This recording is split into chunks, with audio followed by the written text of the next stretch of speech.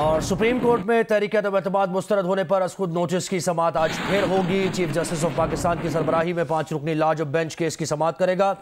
Justice Ijazul Ahsan, justice Munib Akhtar bench का हिस्सा हैं। जस्टिस मजहर आलम मियां खेल, जस्टिस जमाल खान मंदोखेल भी बेंच में शामिल हैं।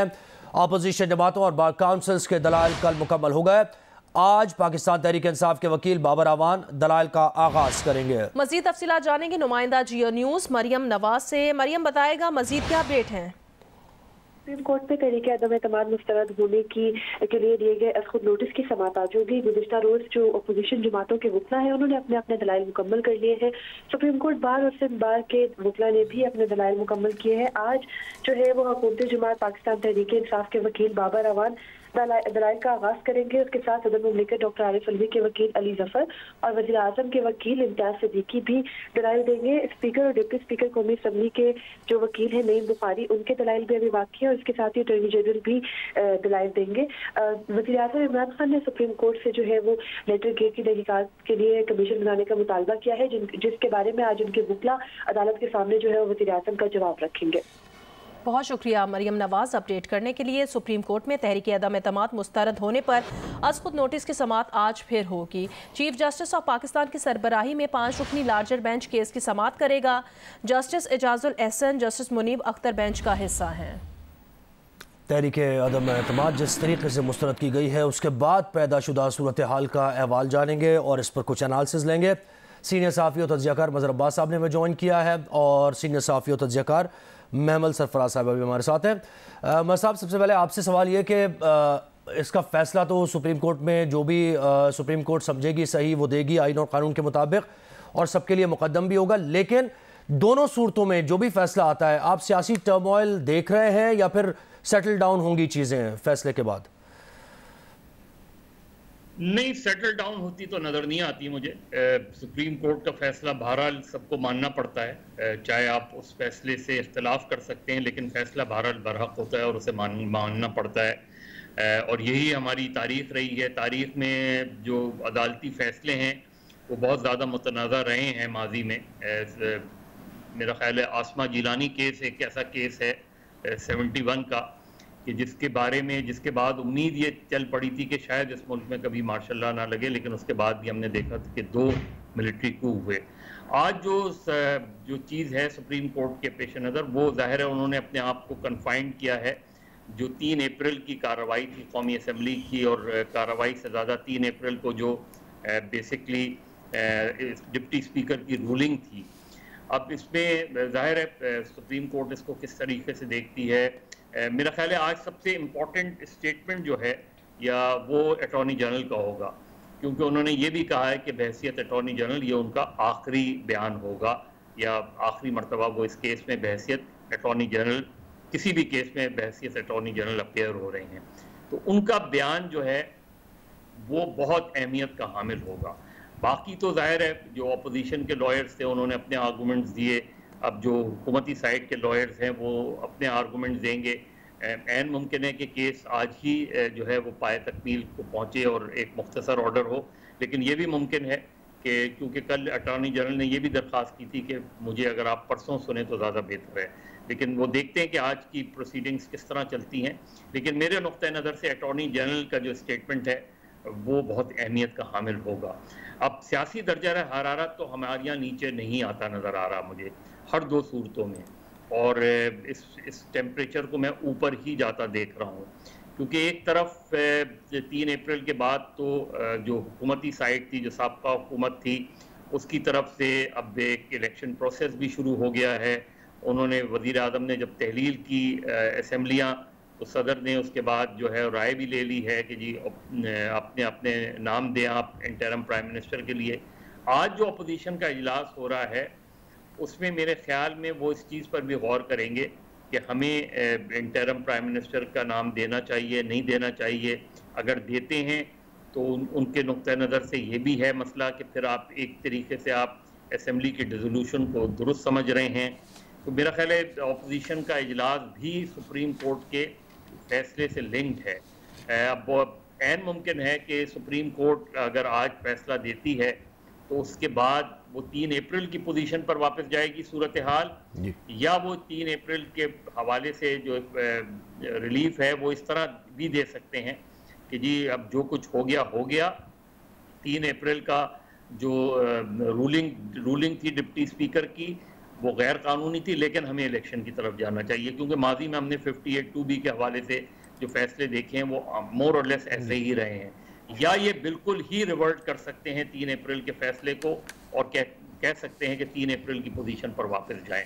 तो अब देखते हैं कि, लेकिन सियासी दर्जा हरारत मुझे नीचे किसी भी सूरत में आता नजर नहीं आ रहा। जी, महमल सरफराज भी हमारे साथ है। महमल, आज फिर से ये समात होगी। गुज़श्ता रोज़ दौरान समात चीफ जस्टिस ने ये रिमार्क्स दिए थे कि वज़ीर आज़म के खिलाफ तहरीक अदम एतमाद पेश होने के मौके पर पार्लियामेंट में अक्सरियत मौजूद थी और रूल्स के तहत आईनी हक नज़रअंदाज नहीं किया जा सकता।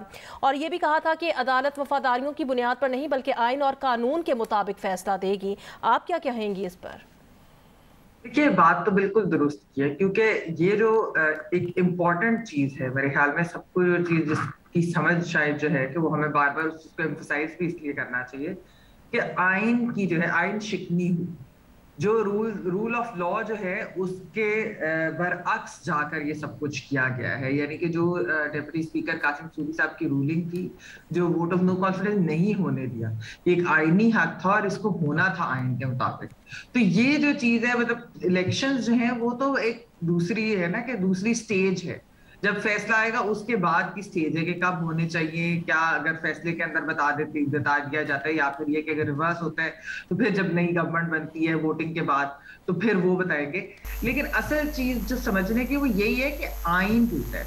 तो इसलिए जो ये सब कुछ जो बात की जा रही है कि नजरिया जरूरत हो सकता है कि इसके अंदर इस्तेमाल किया जाए, मैंने कल भी ये बात की थी कि आसमा शराजी साहबा ने कहा कि नजरिया जमहूरियत होना चाहिए, नजरिया जरूरत का इस्तेमाल नहीं करना चाहिए इधर, क्योंकि हमें ये बहुत बड़ी चीज है। रूल ऑफ लॉ की बात इधर सारे करते हैं, लेकिन अगर इसकी ग्रेविटी नहीं समझेंगे कि ये कितनी बड़ी चीज हुई है, तो फिर शायद अगर इस चीज के साथ के ठीक है इलेक्शन हो जाते हैं, चले एक चीज हो गई, अब क्या कर सकते हैं, लेकिन इलेक्शंस की तरफ चले जाते हैं क्योंकि एक पॉलिटिकल क्राइसिस है। तो ये जो है ये मुल्क के लिए भी इस तरीके से जाना अच्छा नहीं होगा। और साथ ही साथ जो दूसरा एक फॉरेन कॉन्स्पिरेसी का टैग भी लगा हुआ है अपोजिशन के ऊपर और उन लोगों के ऊपर जो इस वक्त रूलिंग पार्टी के साथ नहीं है, तो वो वाली चीज भी एड्रेस होनी चाहिए। ये जो दो चीजें, फिर उसके बाद इलेक्शंस की तरफ जो है जाना चाहिए, क्योंकि ये बहुत अहम है। जी, आइन का मामला यानी पहले तय होना चाहिए।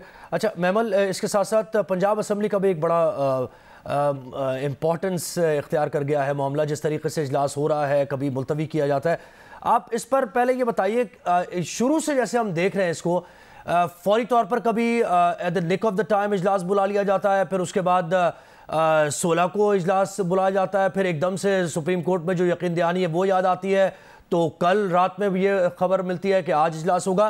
तो ये शुरू से अब तक जो आप देख रही हैं इजलास बुलाने का जो ट्रेंड है, वो क्या लग रहा है, कुछ इसमें there is something fishy out there?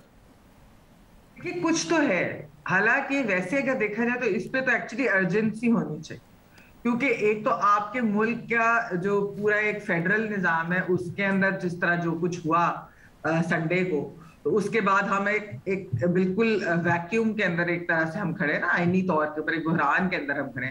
दूसरी तरफ सबसे बड़े सूबे का जो चीफ एग्जीक्यूटिव है यानी चीफ मिनिस्टर ही कोई नहीं है। तो ये किस तरीके से मुल्क चल रहा है इस वक्त?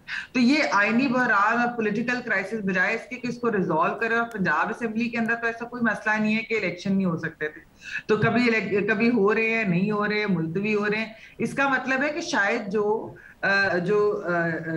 पीटीआई के कैंडिडेट यानी कि चौधरी परवेज लाई साहब हैं, क्या उनको इस चीज के ऊपर शायद कोई डाउट तो नहीं है कि कहीं उनके वोट तो नहीं कम हो जाएंगे या वोट पड़ेंगे नहीं, है ये वाली चीज एक है।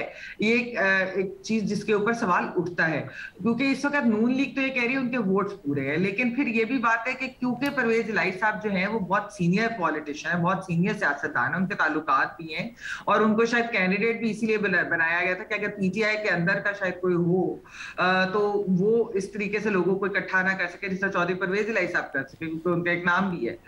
तो वो अब देखना ये कि कितना, और सबने यही प्रिडिक्ट भी किया था कि कांटेदार मुकाबला होगा, एक बड़ा नेक टू नेक मुकाबला होगा। तो इस वजह से क्या वजह है कि क्या वोट नहीं पूरे हो रहे, क्या ये जो सस्पेंड करने की भी आपने कल रूमर सुनी होंगी कि चंद मेंबरान को सस्पेंड करना चाहते हैं कि वो तोड़ फोड़ की वजह से, तो ये सब कुछ किस वजह से हो रहा है? फिर यही बार बार जो इजलास मुअत्तल, फिर रात को बताया जाता है, रात के इतना लेट नाइट बताया जाता है कि जी इजलास है आज 7:30 बजे। तो मेरे ख्याल में ये चीजें देखने की है कि क्या होता है, लेट्स सी कि आज क्या होता है।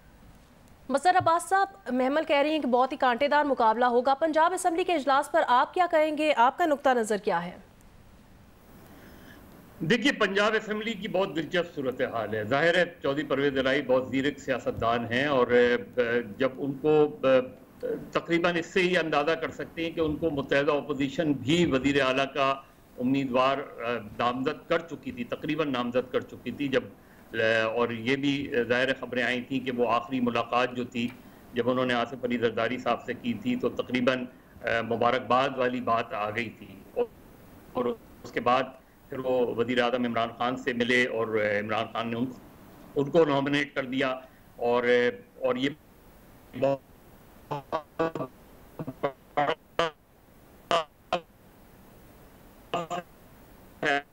जी मतलब आपसे एक बार फिर रब्ता करेंगे और क्योंकि आपको आपकी आवाज़ हमें सही नहीं हम सुन पा रहे। महमल, आप कहिएगा, जैसे आज ये खबर भी आई और उसकी तरदीद तो की खैर PTI ने कि कल जो इजलास हुआ था पंजाब असम्बली अरकान का पाकिस्तान तहरीक इंसाफ का, उसमें 54 अरकान मौजूद नहीं थे, जबकि इसकी तरदीद भी उन्होंने कर दी है। तो 54 एक बहुत बड़ी तादाद होती है और इससे वाज़े तौर पर सूरत हाल लग रहा है कि ऑपोजिशन बड़ी कंफर्टेबल पोजीशन में है। जैसे मैंने कहा कि ऑपोजिशन तो क्लेम कर रही है कि उनके पास तो शायद 200 से भी ज्यादा जो है, शायद उनके तो 200 से ज्यादा अरकान उनके साथ है। और देखिए इसके अंदर अलीम खान ग्रुप और जहांगीर खान तरीन ग्रुप जो है वो भी बहुत अहम है। तो वो किसका साथ देते हैं? अभी तक तो यही कहा जा रहा है कि हो सकता है कि शायद उनमें से कुछ अरकान हो थोड़े से जो PTI के साथ चले जाए, यानी चौधरी परवेज इलाही साहब को वोट देने, लेकिन बाकियों ने फिलहाल जो है वो तो नून लीग को ही अपनी सपोर्ट का कहा है। आपने अलीम खान साहब की उस दिन प्रेस कॉन्फ्रेंस भी सुनी होगी, जिस तरह की उन्होंने प्रेस कॉन्फ्रेंस की थी, सख्त किस्म की। तो उससे तो यही लगता है कि अलीम खान ग्रुप तो अगर जो है वो जाएगा तो वो हमजा शहबाज रह जाएगा। लेकिन ऑब्वियसली जब तक on the day of the voting, यानी जब तक वोट भी ना हो जाए, तो तब तक हम बिल्कुल वसूख से तो नहीं कह सकते। ये भी होता है, हमने देखा है कि कई लोग, जिस तरह अभी मज़हर साहब ने चौधरी साहब की बात बताई कि वो दुआए खैर भी होगी थी, फिर वो जरदारी साहब को मुबारक भी दे आए थे ये सारा कुछ होने का, फिर जाके बनी गाला में जाकर उन्होंने वजीर आजम साहब की ऑफर कबूल कर ली थी। तो ये ऐसी चीजें भी होती हैं। तो फिर ये वोट वाले दिन जब वोट पड़ेगा तो तभी पता चलेगा किसके साथ कितने हैं। लेकिन on the face of it बज़ाहिर जो है इस वक्त ऑपोजिशन के पास वोट ज्यादा है। जी अच्छा, मतलब आप कहिएगा, यानी अलीम खान की प्रेस कॉन्फ्रेंस के बाद तो लाइन हैज़ बीन ड्रॉन वाली बात जो है वो समझ में आती है कि अगर अलीम खान के साथ उनके लोग हैं जिसका वो दावा कर रहे हैं तो वो तो कहीं जाने वाले नहीं है, क्योंकि इस प्रेस कॉन्फ्रेंस के बाद कोई वापसी का रास्ता तो नजर नहीं आता है। आप क्या समझते हैं? वैसे तो हमारी सियासत में बड़ी बड़ी पोजीशन लेने वाले लोग भी वापस जाते हुए हमने देखे हैं पाकिस्तान की सियासत में, चाहे आप उसको इस तरफ देख लें या उस तरफ देख लें। लेकिन हाँ, बिल्कुल उन्होंने, क्योंकि कुछ उन्होंने ज़ाती हमले किए हैं, इसलिए अब उनकी वापसी का इम्कान तो तकरीबन ख़त्म हो गया है। लेकिन असल चीज़ ये कि अलीम खान साहब के पास लोग कितने हैं, या इस वक्त जहांगीर तरीन साहब के पास लोग कितने हैं, ये इम्पोर्टेंट है। जो इन सारों की अहमियत होगी, यानी जो मुनरफीन भी हैं, जो अलीम खान या जहांगीर तरीन ग्रुप या चौधरी सरवर ग्रुप, ये जो है इनकी अहमियत होगी जब आइंदा आम इंतखाबात होंगे। और कल इमरान खान साहब ने भी पंजाब में जो लोगों से मिले हैं उन्होंने भी ये वादे तौर पे कहा है कि इस मरतबा वो टिकट जो है वो नज़रियाती लोगों को देंगे और ये बड़ा चैलेंजिंग होगा उनके लिए, क्योंकि मुझे याद है 2013 में यही नुक्ता जब सामने आया था 2018 में, तो 2013 की पोजीशन देखी गई कि इलेक्टेबल्स जो है उनको लाना पड़ेगा अगर पार्टी को इख्तिदार में आना है। आज की पोजीशन ये है कि इमरान खान साहब और उनके करीबी साथी जो है ये समझते हैं कि उन इलेक्टेबल्स को लाए तो हम ज़रूर, लेकिन वो इलेक्टेबल्स फिर इलेक्टेबल्स ही रहे, वो हमारी पार्टी का हिस्सा उस तरह ना बन सके। तो अब देखते हैं कि इमरान खान साहब, क्योंकि वो समझते हैं कि इस वक्त जिस क्राइसिस से वो गुजर रहे हैं और जो अमरीकी मुखालिफ बयानियाँ वो लेके आगे बढ़ रहे हैं, उसके नतीजे में जिस तरह हम 70s में देखते थे कि खंबे को भी वोट पड़ता है, तो वो ये समझ रहे हैं कि शायद वो जिसे भी नॉमिनेट करेंगे वो जीत जाएगा। अब इसका ये बहुत बड़ा चैलेंज होगा उनके लिए, और अगर वो वाकई इसमें कामयाब हो जाते हैं तो बहुत बड़ी एक तरीके से हम तब्दीली देखेंगे। लेकिन पंजाब की सियासत में हमने ख़ास तौर पे देखा है कि पंजाब की सियासत में बरादरीज़ की बहुत अहमियत होती है। आपका बयानिया एक तरफ, आपका सारा नुक्ता नज़र एक तरफ, लेकिन आम तौर पे वोट अगर कश्मीरी है तो कश्मीरी को वोट ही देगा, जाट है तो जाट को ही वोट देगा। ये हमने पाकिस्तान की सियासत में, ख़ासतौर पर पंजाब की सियासत में देखा है। ख़ासतौर पे 85 के बाद तो ये बहुत ज़्यादा इसने जगह पकड़ ली है। तो अब इमरान खान साहब पंजाब में किस तरह, क्योंकि असल मार्का पंजाब का होगा, पंजाब में वो किस तरीके से, क्योंकि अब क्यू लीग भी मोर और लेस उनके साथ होगी, तो ये इत्तेहाद सीट एडजस्टमेंट के थ्रू कितनी कामयाबी हासिल कर सकता है मुस्लिम लीग नून, जो इस वक्त पंजाब की सबसे बड़ी सियासी जमात है, और मुत्तहदा अपोजिशन के दरमियान। तो आसान नहीं होगा इलेक्शन, अगला इलेक्शन आसान नहीं होगा, लेकिन ये बात तय है कि अगला इलेक्शन जो है वो हम इसी साल देख रहे हैं, 90 रोज में होते हैं या इसके कुछ माह बाद होते हैं। महमल, आप ये कहिएगा कि आप क्या देख रही हैं, ये जो प्रोविंशियल असेंबलीज हैं इनको आप चलता देख रही हैं और ये टेन्योर मुकम्मल करता देख रही हैं, क्योंकि सुप्रीम कोर्ट से क्या फैसला आता है उसका इंतज़ार किया जा रहा है, और अगर एक तरफ का फैसला आता है तो इसमें तो फिर सूट करता है कि तमाम असेंबलीज जो प्रोविंशियल असेंबलीज हैं उनको भी तहलील कर दिया जाए, क्योंकि इधर भी सिंध में भी गवर्नर उनके हैं, पंजाब में भी गवर्नर उनके हैं, पख्तूनख्वा में भी उनके गवर्नर हैं। तो इसलिए इंतज़ार किया जा रहा है, डिलेइंग टैक्टिक्स का कुछ इस्तेमाल किया जा रहा है ताकि वो फैसला करना आसान हो जाए हालात व वाक़यात को देखते हुए। देखिए ज़ाहिर बात है कि जाहिर बात है रूमर्स तो बहुत ज्यादा होती है, लेकिन मेरे ख्याल में जब तक कि सुप्रीम कोर्ट का फैसला नहीं आ जाता और देखते हैं कि क्या वो रिवर्स करते हैं या फिर वो इलेक्शन वाली चीज जो 90 डेज वाली है उसी पे रहते हैं, और जो भी उसके ऊपर अगर कोई वो लीगल अपनी वो देते हैं, तो ये चीज सबसे पहले देखने वाली है, क्योंकि असल फैसले तो उसके बाद ही होने हैं। सिंध के अंदर भी अगर ये गवर्नर के थ्रू करेंगे तो फिर तो ये गवर्नर राज दिखाना पड़ेगा ना, पीपल्स पार्टी की हुकूमत है उधर। तो ये जो चीजें, और अभी पंजाब के इलेक्शन नहीं हुए, इसलिए पता नहीं है कि पंजाब के अंदर चीफ मिनिस्टर किसका होगा, आया कि नून लीग का होगा या पीटीआई के कैंडिडेट चौधरी परवेज इलाही साहब होंगे, तो ये चीज भी देखनी है। फिर जो खैबर पख्तूनख्वा में ठीक है इनकी अपनी एक हुकूमत है, और बलूचिस्तान के अंदर क्योंकि एक मखलूत हुकूमत है, तो ये सारा कुछ तो देखना पड़ेगा। लेकिन सबसे पहले जब तक नेशनल असेंबली का मामला सेटल नहीं होता, रिजॉल्व नहीं होता, इसको कोई प्रिडिक्ट नहीं कर सकता, और ये एक बहुत बड़ी पॉलिटिकल और आईनी क्राइसिस है जिसको एज सून एज पॉसिबल जो है एड्रेस करना पड़ेगा। सही।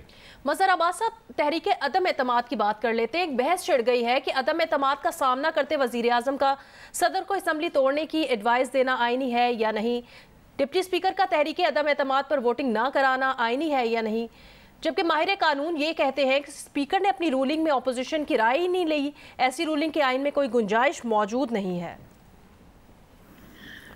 देखिए, जो गवर्नमेंट की इंटरप्रिटेशन है उसकी वो ये है कि चूंकि अदम एतमाद की तहरीक डिप्टी स्पीकर ने मुस्तरद कर दी थी, लिहाजा उसके बाद वज़ीर आज़म ने असम्बली तहलील की हैं, उससे पहले नहीं की हैं। उनका नुक्ता नज़र ये कि ये ठीक है कि आइन में ये लिखा है कि अगर वज़ीर आज़म के ख़िलाफ़ अदम एतमाद की तहरीक पेंडिंग हो तो उस सूरत में जो है वज़ीर आज़म असम्बली नहीं तहलील कर सकता। लेकिन वो ये उसको कह रहे हैं कि यहाँ डिप्टी स्पीकर की जब रूलिंग आ गई, अब डिप्टी स्पीकर की रूलिंग सही थी या गलत थी वो एक अलग बहस है, लेकिन उनका नुक्ता नज़र ये कि डिप्टी स्पीकर की रूलिंग आ गई, उसके बाद वज़ीर आज़म ने जो है वो असम्बलियाँ तहलील की। अब जो सुप्रीम कोर्ट जो देखेगी वो यही देखेगी कि क्या वो रूलिंग ठीक थी नहीं थी, या ये कि आर्टिकल 99 का वो सहारा लेंगे। जो भी है, इस चीज़ की इम्पोर्टेंस उस सूरत में होगी कि अगर वो रिजेक्ट कर देते हैं इसको कि 3 अप्रैल की जो रूलिंग थी वो गलत थी, तो फिर ज़ाहिर है असम्बली तहलील होना भी गलत थी। और दूसरी इंपॉर्टेंट बात यह कि जो डिप्टी स्पीकर ने रूलिंग पढ़ी वो दरअसल स्पीकर असद कैसर साहब की रूलिंग थी।